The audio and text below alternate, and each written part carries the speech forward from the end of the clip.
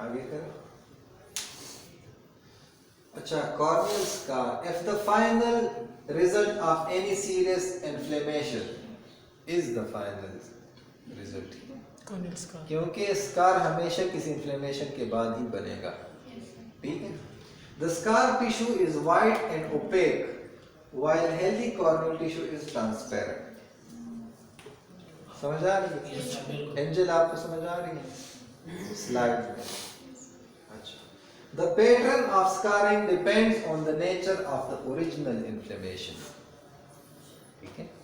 इसका ये मतलब है कि ये ओरिजिनल इन्फ्लेमेशन जो है ये डॉट्स टाइप था, या बिल्कुल डिफ्यूज था, या ब्रांच लायक था, ठीक है। डेंड्रेटिक अल्सर में पहले इसी तरह पेचिस बनते हैं, ठीक है। फिर ये पेचिस जो है आपस में इस तरह मिलते हैं,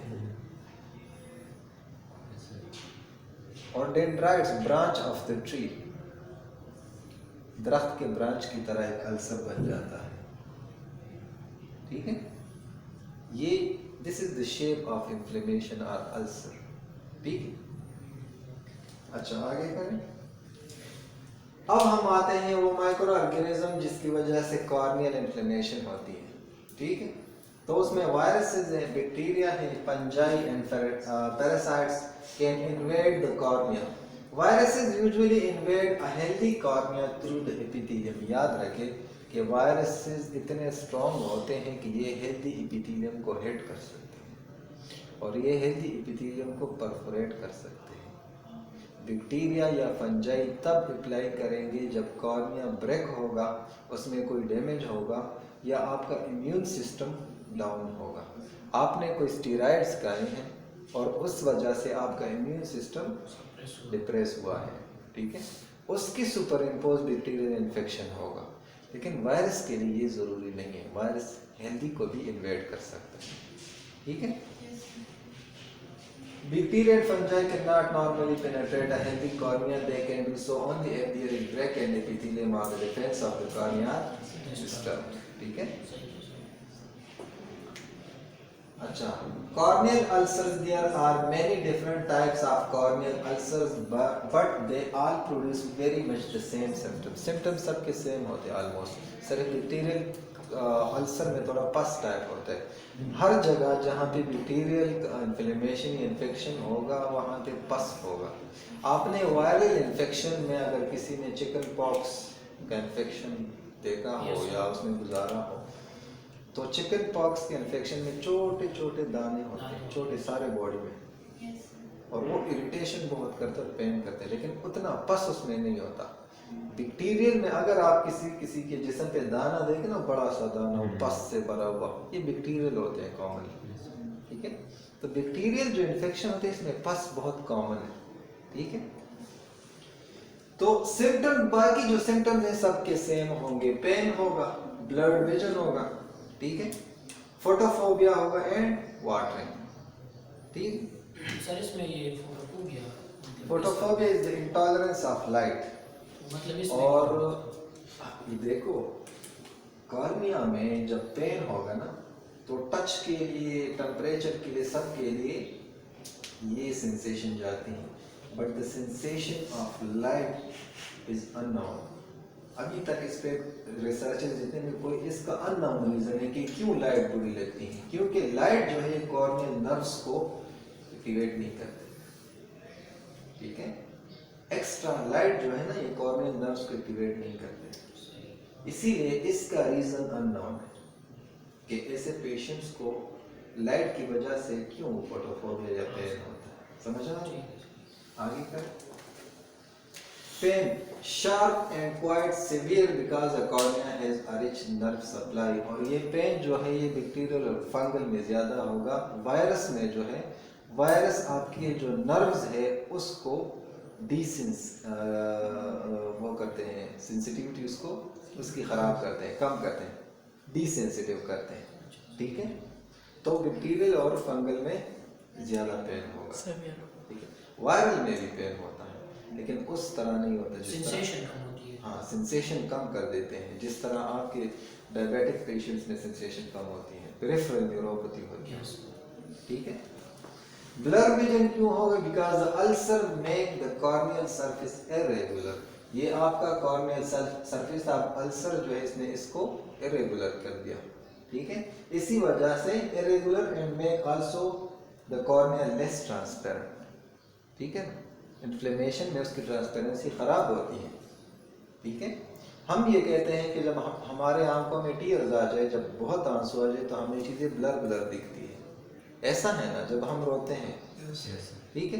क्यों? क्योंकि वो जो टीयर लेयर नॉर्मली बन रहा था वो नॉर्मली इस तरह स्मूथ नहीं है, उस पर एक्स्ट्रा टीयर्स है। तो आपको हिरोज होंगे लाइट के गिर्द वो कलर्स भी नजर आएंगे जब आप रोते हैं, लाइट भी डिस्टॉर्टेड नजर आती है और बंदा भी क्लियर नहीं नजर आता, ठीक है। इसीलिए ये ब्लर विजन इसको होगा। The amount of vision loss depend upon the size and position of the ulcer. अगर ये अल्सर सेंटर में है तो हम कहते हैं कि central cornea is most related with the vision, ठीक है। तो अगर सेंटर में है विजन ज्यादा खराब होगा, पेरिफेरी में है उतना नहीं खराब होगा, ठीक है। A central ulcer will affect the vision worse than a peripheral ulcer. Likewise, a deep ulcer with inflammation in the surrounding cornea will affect the vision more than a superficial ulcer. समझ आ रही है? ठीक है। Clear है यहाँ तक? Yes sir. आगे करें। Photophobia is very common, but it is not clear why. ठीक है? As there is no proof that any of the corneal nerve fibers are sensitive to light, but patients who have damaged corneal epithelium find bright light very difficult to tolerate. ठीक है। Watering में क्या होता है? Increase tear production is a reflex response to the corneal damage. Lacrimal system में हमने पढ़ा, yes sir. ठीक है। आगे करें। अच्छा, examination of the eye with a corneal ulcer. If the ulcer is large and deep, it is visible to the naked eye. अगर ulcer ज़्यादा बड़ा है तो ये नॉर्मली भी नज़र आता है, ठीक है। लेकिन नॉर्मल भी जो नज़र आता है वो भी डीप ऑब्जर्वेशन वालों को नज़र आता है, ठीक है। कुछ लोग डीप ऑब्जर्वेशन करते हैं, वो जब आपको फर्स्ट टाइम देख लेते हैं उसके माइंड में आपका इमेज 2 साल तक रहता है। 2 साल के बाद भी वो पहचानते हैं कि वो फला अली मैंने उसको देखा था। और कुछ लोगों के ऑब्जर्वेशन ऐसे होते हैं कि अपने दोस्त को भी वो नहीं पहचानते 4 सालों में कि इसके हेयर्स कैसे थे, ठीक है। यस समझ आ रही है? तो इब्राहिम तो बोले कौन? इब्राहिम की हेयर्स की बात हो रही है ना, ठीक है। But small and superficial ulcers are not easy to see. To make these ulcers obvious, fluorescein dye is instilled into the conjunctival sac. ठीक है। फ्लोरोसिन जो है ये जब अल्सर में आ जाता है तो आपको वो अल्सरेटिव एरिया जो है वो ग्रीन नज़र आती है और बाकी जो नॉर्मल कॉर्निया होती है वो उसमें कोई कलर नहीं नज़र आता। कॉर्निया जी पंचर से टैग की लगी है। हाँ, ठीक है। ये आपकी कॉर्निया है, ठीक है। ये आपकी फुल कॉर्निया है, आपका यहाँ पे एक अल्सर है, ठीक है। तो फ्लोरोसिन जब आप स्लिट लैम्प पे ऐसे पेशेंट को देखेंगे तो ये आपको ग्रीन नजर आए, ब्लू नहीं नजर आए, ठीक है, ग्रीन। बाकी सारी कॉर्निया आपकी ट्रांसपेरेंट होगी, ठीक है।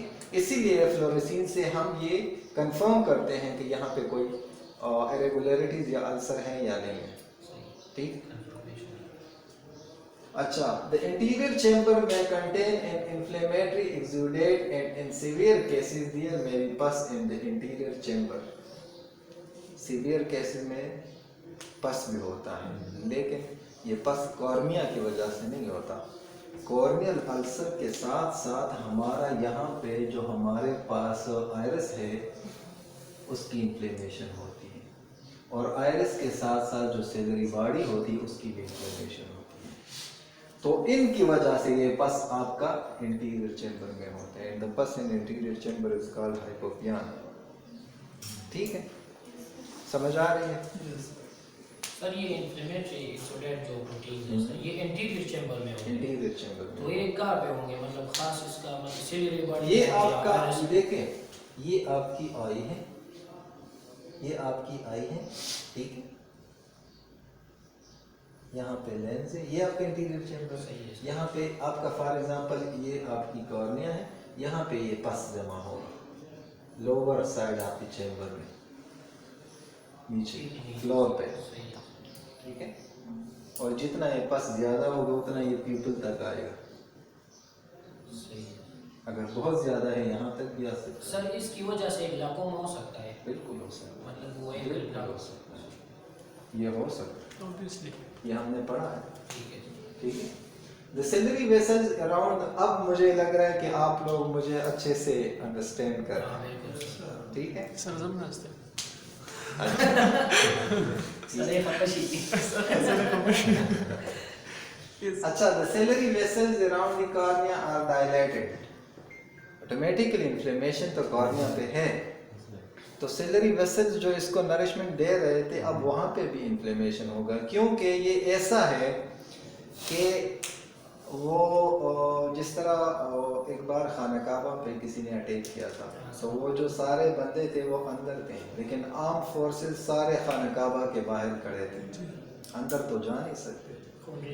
ठीक है, तो इसीलिए ये जो ब्लड है ना, ये कॉर्निया को ये ब्लड तो जा नहीं सकता, यहीं पे बॉर्डर है, खड़ा है, लेकिन खड़ा है कि अगर ये इन्फेक्शन यहाँ आएगा तो हमला करेगा। हाँ, और जब वहाँ चला जाए तो वहाँ पर इन्फ्लेमेटरी रिस्पॉन्स सही है सर। शुरू होता है।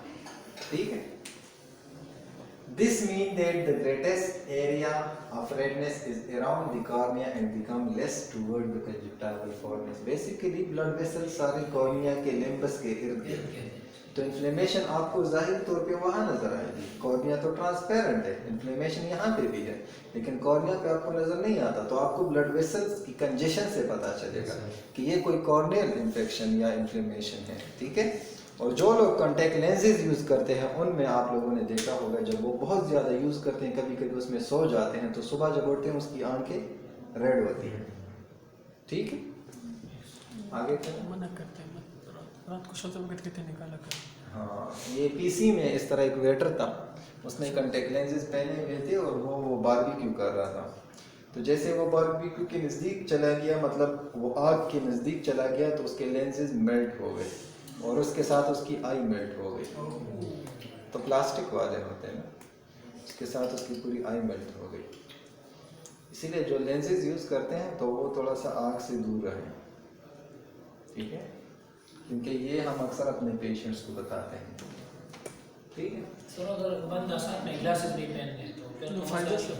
तो फिर आप लेंसेज क्यों लगाते हैं? ना ना सर वो स्टाइल वाले ग्रीन और रेड जो है ना होता है। सर, प्रोटेक्शन के लिए या कुछ। हाँ, ग्लासेस लगा सकते हैं, ये बड़ा तो अच्छी बड़ा बात जोर है, अच्छा है ये। ये तो अच्छी बात है। आपने ये बुलबुले में एक औरत को देखा जिसकी बड़ी बड़ी वही तो मशहूर है सर। उसका क्या नाम है? मोमो। उसके ग्लासेस की कहानी मैं आपको बताता हूँ वैसे। ठीक है, वो ग्लासेस मेरे ख्याल से +10 या -10 से ऊपर होते हैं, वो इसीलिए थोड़े से कॉस्मेटिकल एक फनी अपीयरेंस के लिए उसने पहने होते हैं। उसने +10 वाला कॉन्टैक्ट लेंस लगाया होता है और -10 वाले ग्लासेस ग्लासेस लगा, तो +10 -10 एक दूसरे को कैंसिल करते हैं वो और बड़ी एफर्ट है सर, वैसे बिल्कुल जीरो हो गया। ठीक है, या अगर उसने +10 वाले ग्लासेस लगाए हैं तो -10 वाले कॉन्टैक्ट लेंस लगे। Contact तो lens। दोनों एक दूसरे के इफेक्ट को कैंसिल करते हैं और जिस तरह की नॉर्मल विजन है उसी तरह आपको नजर आएगा। लेकिन ग्लासेस में आपकी जो आंखें बड़ी बड़ी नजर जी, आती जी, हैं cornea। वो आएगी। ठीक है, इसके पीछे रीजन ये है। ये रीजन है। ठीक है, धूमरे आज का आपकी जोर केमिस्ट्री हल होगी। जी आज के बेस्ट सर धूमरे का जोर से पर शूट वाले तो वो 5 तो लाख एक्टिंग रुपए करते हैं। ये जो आंखों में आंसू इसके इतने आते हैं, ये कहाँ से आते हैं? हो जाते हैं सर। ये भी एक ड्रॉप से वो डालते हैं, उससे आंसू बहुत आते हैं। आर्टिफिशियल है। ठीक है, सर कौन सा ड्रग उसका आर्टिफिशियल उसका नहीं है, आर्टिफिशियल टीयर नहीं है, उसका एक बहुत अच्छा नाम है ग्लिसरीन। हाँ, उससे जलती है ना आंखें बड़ी, तो उसकी वजह से वो उसके आंसू आते हैं। लड़कियों को बड़ा पता है। ठीक है, जी सर। अच्छा, various type of corneal ulcers. ठीक है, अब इसमें वायरल भी है, बैक्टीरियल भी है और फंगल भी है। वायरल में हमारे पास है herpes simplex corneal ulcers, और इस मैंने आपको एनाटॉमी में जब ट्राइजेमिनल नर्व की बात कर रहा था, मैंने कहा था ये ट्राइजेमिनल गैंग्लियन आप याद रखें। हाँ सर बिल्कुल। ठीक है, अब इसकी बात हम वहाँ गैंग्लियन पे डिस्कस करें। ठीक है, herpes simplex is a very widespread virus. It is the commonest cause of corneal ulcer and otherwise healthy eye. ज़रूरी नहीं है कि आपकी आई का प्रमाइज हो, ज़रूरी नहीं है कि आपको टेम्परेचर हो, ये नॉर्मल आई में भी इन्वेट कर सकते हैं, ठीक है। ट्रांसमिशन ऑफ द वायरस क्या है? Carried from person to person, probably direct contact, it enters the body through the face, specially around the eyes and mouth. आगे करें इसको, और आगे करें, और आगे करें। अच्छा बस ठीक है, खत्म शो। नहीं नहीं, ओके। यहाँ पे आप समझें। रिकॉर्डिंग। मैं आपको हर्पीज की पूरी कहानी बताता हूँ, ये बड़ा इंटरेस्टिंग है। हर्पीज में 2 टाइप के हैं। सिंप्लेक्स 1, हाँ, herpes simplex 1 and herpes simplex 2. Herpes simplex virus जो है ये बेसिकली डीएनए वायरस है, ठीक है। और हर्पीज सिंप्लेक्स में कोई टाइप है, टाइप 1 एंड टाइप 2। टाइप 1 वो वायरस है जो हमारे नेक से ऊपर के रीजन को इन्फेक्ट करते हैं, ओके सर। ठीक है। और टाइप 2 वो वायरस है जो नेक के नीचे एरिया को इन्फेक्ट करते ओके हैं। सर। कॉमनली टाइप 1 जो है वो फेस, नोज या आईज को इन्फेक्ट करते हैं, और इसके मोड ऑफ स्प्रेड जो है या इन्फेक्शन जो है वो ड्रॉपलेट्स है या डायरेक्ट कांटेक्ट है, ठीक है। लोग जब डायरेक्ट एक दूसरे के साथ कांटेक्ट करते हैं, हाथ मिलाते हैं, वो हाथ फेस पे या कहीं लगा लेते हैं तो स्प्रेड होता है, ठीक है। और ड्रॉपलेट्स हैं, चाहे वो छींक की सूरत में हो, कफिंग की सूरत में हो, ठीक है। ये टाइप 1 की है। टाइप 2 की क्या है? टाइप 2 जो है ये आपके नेक से नीचे एरिया को इन्फेक्ट करते हैं, और इसका मोड ऑफ इन्फेक्शन जो है वो जेनिटिलिया। समझ आ रही है? जी सर। ये मोड ऑफ इन्फेक्शन वो है। तो हम बात टाइप 1 की करेंगे, क्योंकि हमारे आइज के साथ टाइप 1 का रिलेशन, ठीक है। जब बच्चा पैदा होता है तो ये बर्थ कैनाल से पास होता है, ठीक है। And the mother vagina is the main source of infection. आपने जनरल पैथोलॉजी में पढ़ा होगा कि मदर के वेजाइना में बहुत सारे बैक्टीरियाज ऐसे होते हैं जो बॉडी के लिए बहुत खतरनाक होते हैं। पैथोलॉजी में जो था हमने सिर्फ मंकी और फॉक्स पढ़ा था, और तो कुछ नहीं पढ़ा सर। आपके पहले टीचर बड़े दीनदार और मौलवी थे, मैं मौलवी नहीं हूँ, मैं बड़ा स्ट्रेट फॉरवर्ड हूँ। मैं जो नॉलेज होता है मैं वो बताता हूँ। कुछ लोग नॉलेज को शेयर करने में शर्माते हैं। जब आप साइंस में आते हैं तो साइंस में ये नहीं है कि आप कौन है, स्टूडेंट्स है।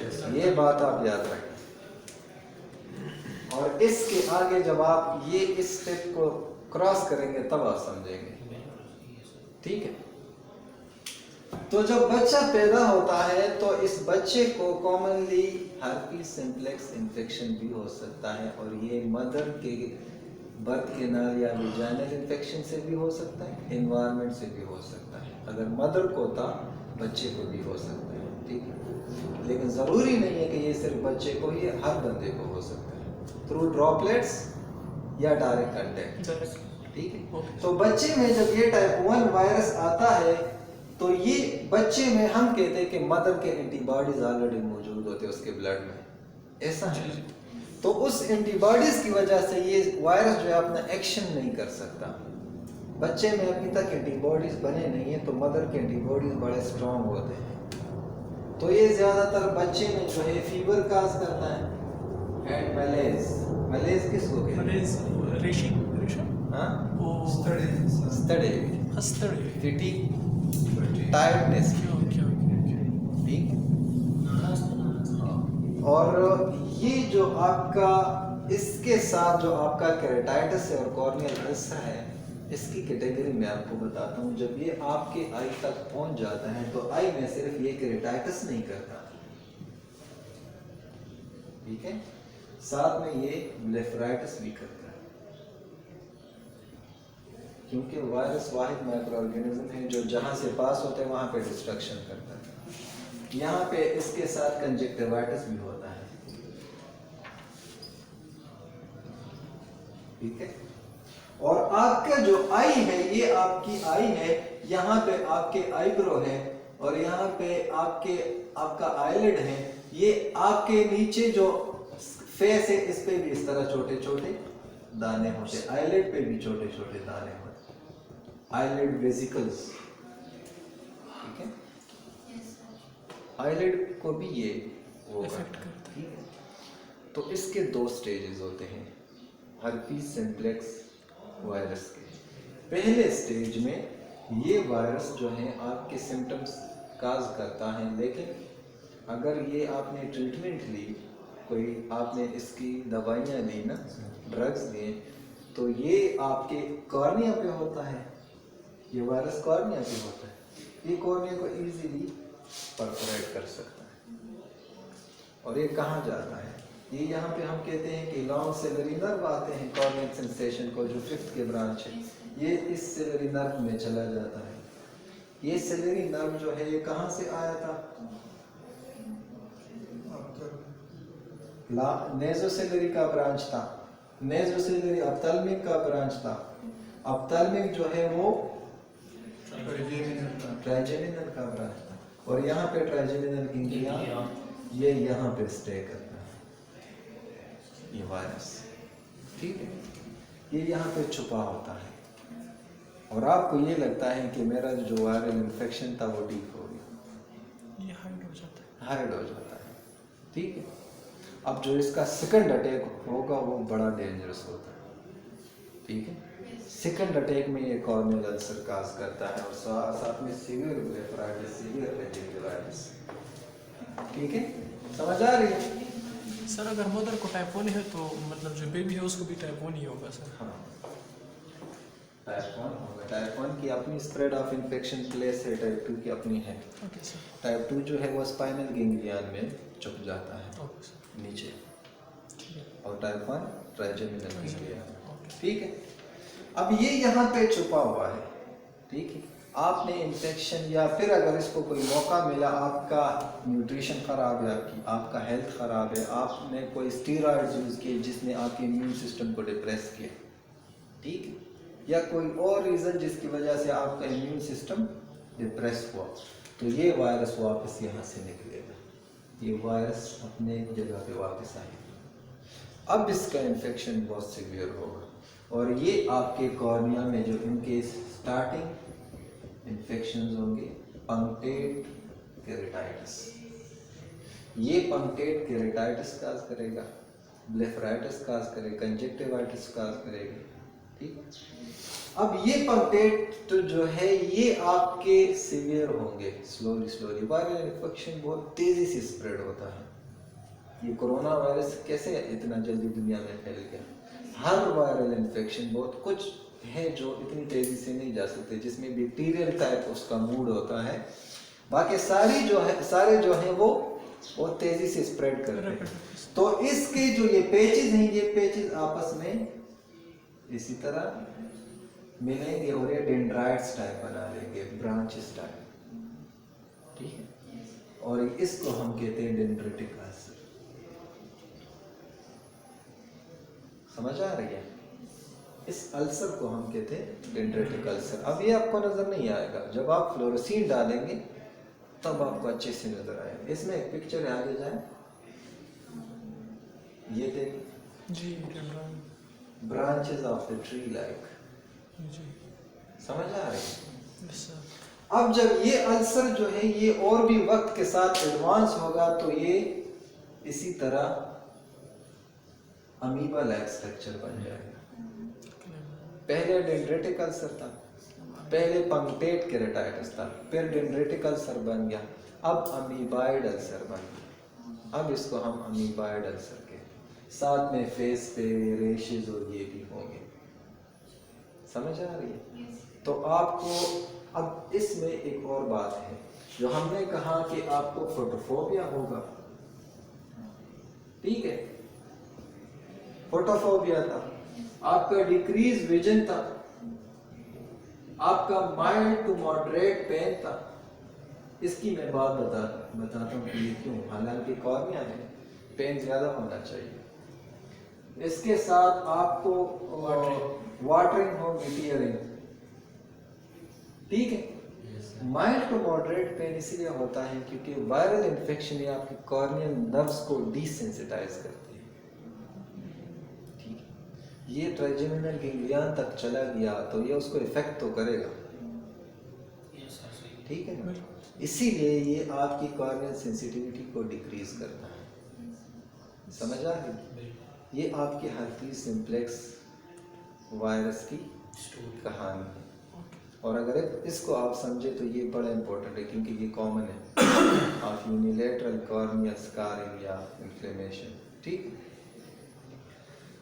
अच्छा, अब इसकी transmission of virus carry from person to person probably by direct contact. It enters the body through the face specially around the eyes and mouth, ठीक है। The body does not usually eliminate this virus completely. It usually remains dormant and can cause reinfection months or years later. ठीक है?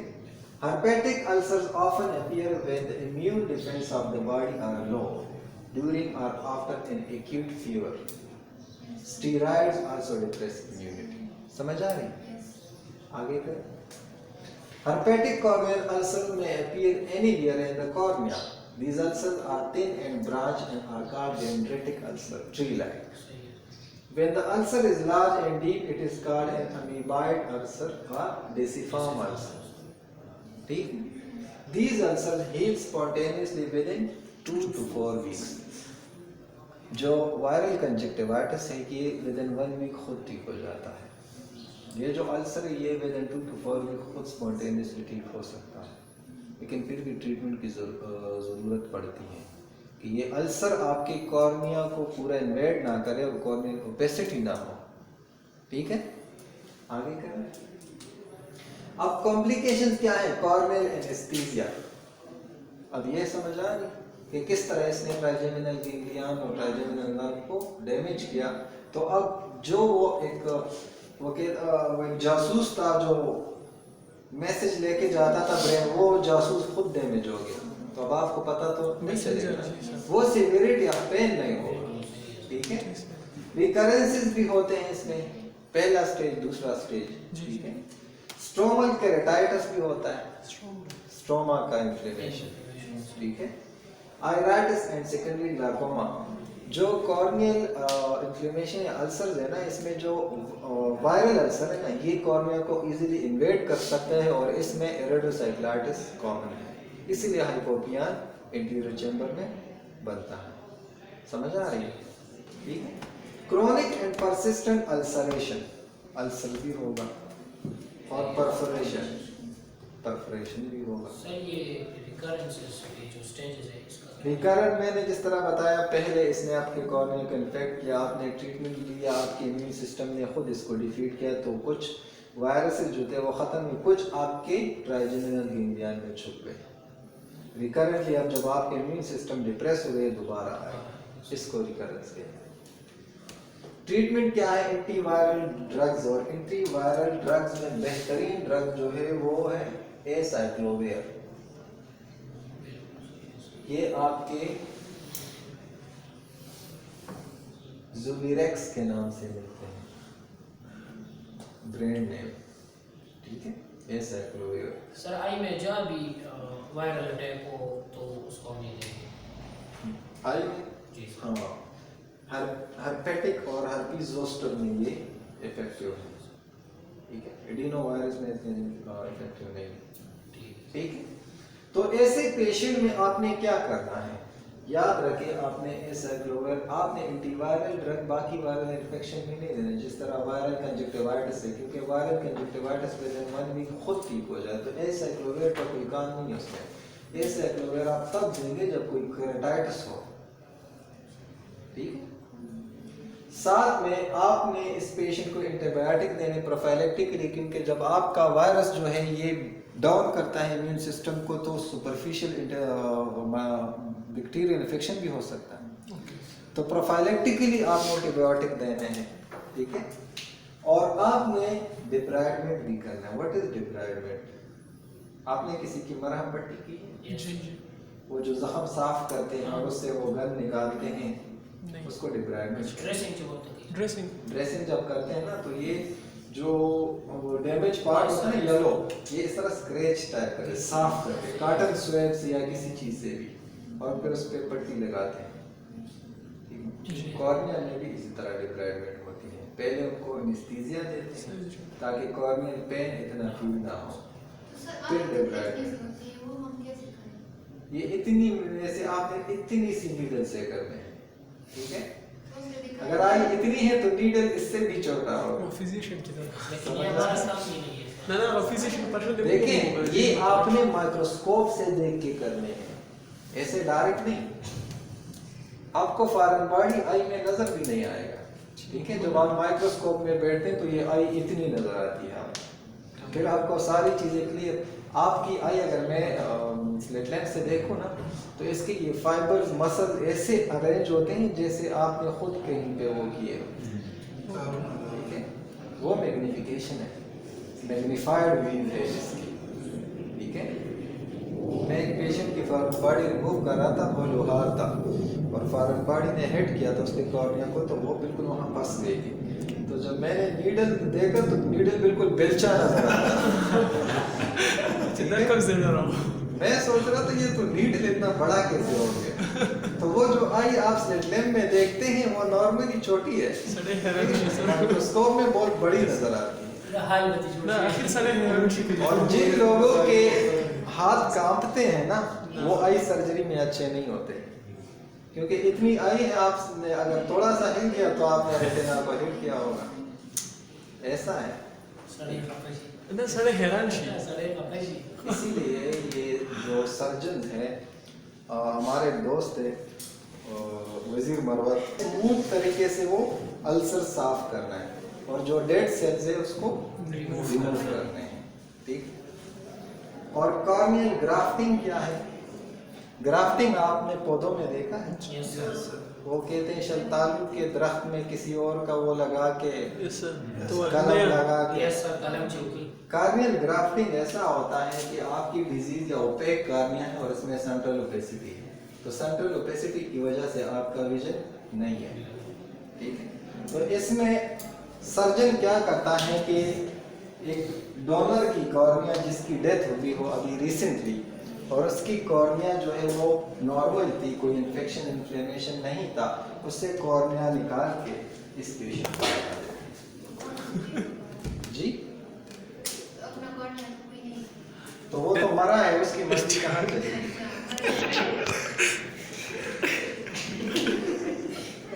मैंने खुद ही किया था, grafting किया था, कहीं और से लिया था सर।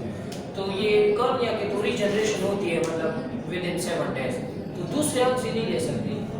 कॉर्निया की रीजनरेशन नहीं होती, सिर्फ एपिथेलियम होती है। Epithelium is the supermost layer of cornea, बाकी 4 लेयर्स की नहीं होती, अच्छा ठीक है। ठीक है ना। सर कल फेसबुक पे वो देख रहा था कम्प्लीमेंट्री ग्रुप में कि आर्टिफिशियल कॉर्निया हाँ, वो इसराइल ने बनाया है। इसराइल ने बनाया। सर वो हो सकता है? हाँ, वो आप तो अपने घर के मसले सॉल्व कर। नहीं, वो सर मुझे कि जो गैंग्लियन पे वो दोबारा वायरस गया है, तो वो तो 3 ऐसे आए थे ना, उसका वो क्या है, तो वो इन दो पे भी तो इफेक्ट करेगा ना।